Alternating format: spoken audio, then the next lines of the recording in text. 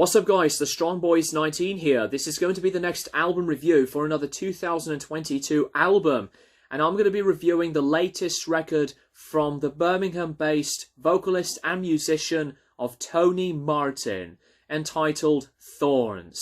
Now this is his first solo album in 17 years in terms of the main part of his discography, following up to the 2005 solo album of Scream. This was released through Battle God Productions and as well as Dark Star Records. Tony Martin produced this record, and when I did discover the news about him making this album, I was pretty much anticipated.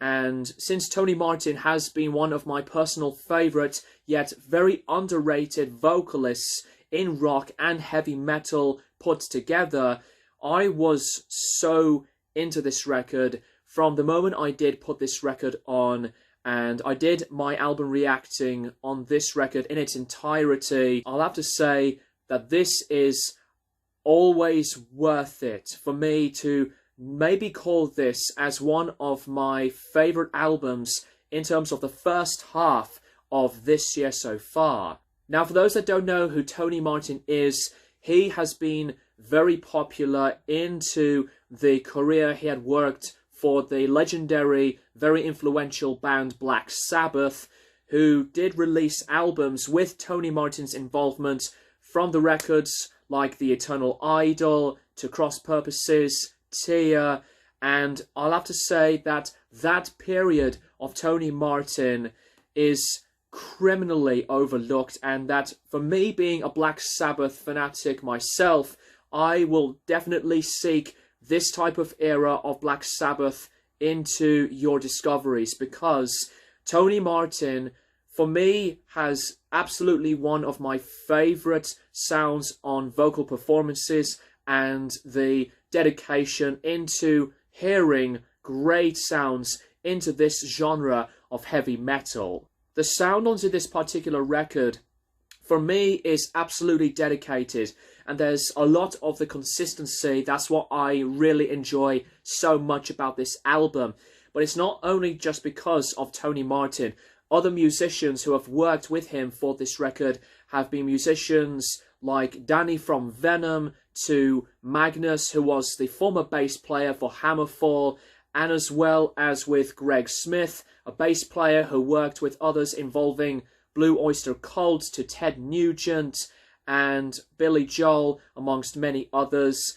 And with other musicians who worked with Martin on this record, I find that the brilliance that this album really provides and does continue, and almost the entirety of great songs, track after track after track, for me has been a fun, energetic, and quite an addictive mark of a record. Now for me, in terms of comeback albums, this is going to be quite controversial for me to say this, but I personally will say this is a much stronger album than what Ozzy Osbourne did with his album of Ordinary Man. I know that album's entirely different to what this album sounds like, because this album has so much more flow. It's so good into a lot of the catchiness, and there are some wonderful styles and performances into this record, and Tony Martin's voice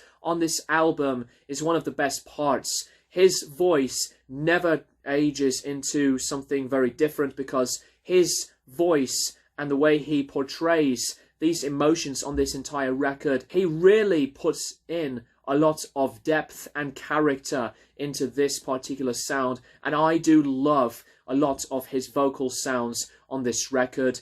And even onto songs like As the World Burns, to Damned by You, Passion Killer, these types of songs have a huge booming, stomping beat, and there are rhythmic passages onto the guitar works from Joe to Dario and Scott, very separate yet diverse guitar players, but a lot of the riffs on this record are really good. Some of the sounds of the riffs remind me on a bit of, like, I guess what Tony Iommi could be doing on a song, or even on some of the later tracks, especially like on some of the songs of Run Like the Devil or maybe Passion Killer that it makes me wonder and think about like Judas Priest. And in terms of the diversity on this album, Crying Wolf to Book of Shadows. Book of Shadows is one of my favourites. They just take things down and make it very vocal chant driven.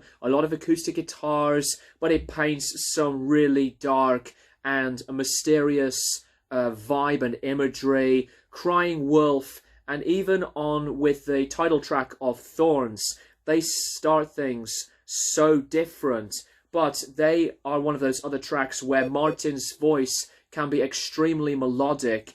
And I think with a lot of the power and the great control that this album does have, there's not really a lot to really think about in terms on a very explorative or a total difference sounding album, because this album almost has every banger after banger in my personal opinion, and I think this production is fantastic. There's a lot of these mixes that they match things 100% without missing anything, whether it would be something overproduced or very thin, weak sounding. This production done by Martin, as I've said earlier on, he's done a really, really good job. And even on the guests, including Pamela Moore onto the title track of Thorns, I think her voice on the last track was wonderful. A glorious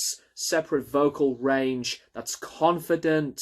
There's so many awesome songs on this record that if you really do like what Tony Martin had done with Black Sabbath, and even if you like the earlier stuff in his discography, then do not miss this one out. I really like so much of the record, some textures on mood to other heavy tracks, that it's addictive, it's really rhythmic and memorable essence of what the sound of this album really does build up. That's personally all I would like to say about Tony Martin's solo album of Thorns, and let me know what you guys think of this album in the comments down below.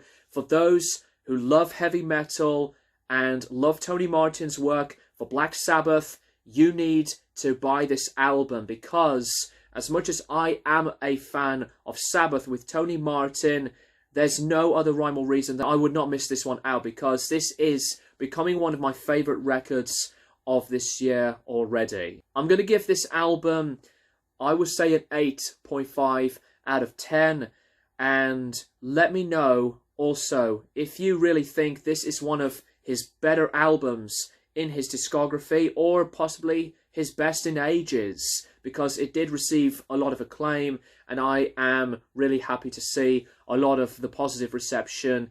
But I think this is Tony Martin, maybe at one of his best. Thank you guys for watching, and I'll keep you guys posted for more videos in the near future.